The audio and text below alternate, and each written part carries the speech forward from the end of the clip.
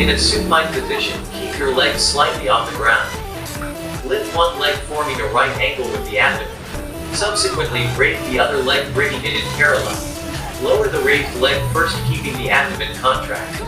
Perform the same movement with the other leg. And return to starting position. This exercise is a classic workout for the so-called lower abs. As always, we would like to specify that the rectus abdominal muscle is a unique and wide muscle that has areas that can be stimulated and strengthened through targeted exercises. The case of the abdominals with the elevation of the legs in 4-stroke is one example.